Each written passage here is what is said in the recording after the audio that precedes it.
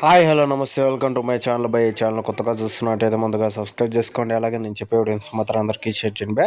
అయితే ఈరోజు మన టాపిక్ వచ్చేసి మన Harihara Veeramallu cinema US review భయ. నిజానికి సినిమా నాకు తెలిసినంత వరకు చాలా అద్భుతంగా ఉంది అని చెప్పచ్చు భయ. అంటే చాలామంది చెప్తున్న విషయం ఏంటి అంటే సినిమా చూడకనే చాలామంది అయితే అసలు సినిమా బాగుండదు, అసలు పవన్ కళ్యాణ్ గారు ఇలాంటి సినిమా ఎందుకు చేశారు అది ఇది అని చెప్పేసి అయితే చెప్పుకుంటూ వస్తున్నారు భయ్య.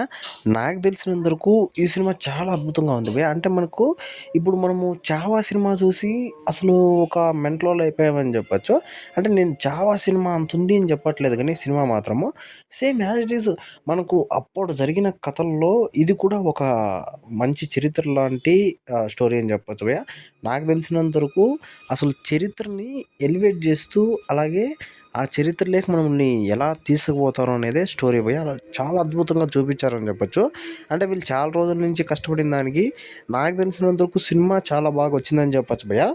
కాకపోతే మనకు ఔరంగజేబుని అయితే చూపిస్తారు భయ్య.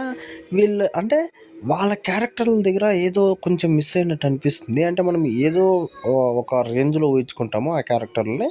అంటే అప్పుడే కదా మన హీరో క్యారెక్టర్ అనేది హైలో ఉంటుంది. అక్కడ ఏదో మనకు ఇది అనిపిస్తుంది. అంటే అది రియల్ స్టోరీ టైప్ కాబట్టి మనకు అలా చూపించడంలో తప్పేం లేదనిపించింది భయ్య.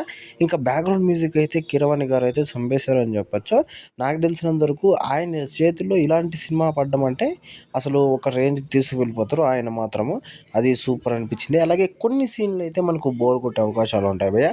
ఎందుకంటే ఇలాంటి సబ్జెక్టుల్లో ఖచ్చితంగా బోర్ అనేది ఖచ్చితంగా కొడుతుందని చెప్పొచ్చు.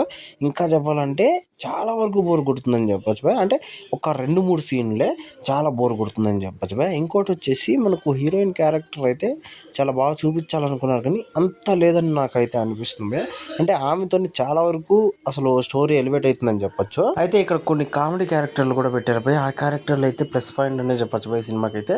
నాకు తెలిసినంత వరకు సినిమా అయితే చాలా బాగుంది భయ్య. నేను ఏదో అనుకున్నా కానీ అంటే అసలు పవన్ కళ్యాణ్ గారికి ఈ గెటప్ సెట్ కాలేదు అనుకున్నా, కానీ సినిమా చూసిన తర్వాత మాత్రం మీకు ఒపీనియన్ అయితే మారిపోతుందని చెప్పొచ్చు భయ్య. అయితే ఇప్పటికే ఈ సినిమా చూస్తున్నట్లయితే కింద కామెంట్లో తెలియజేయండి భయ్య ఎలా ఉంది అని చెప్పేసి.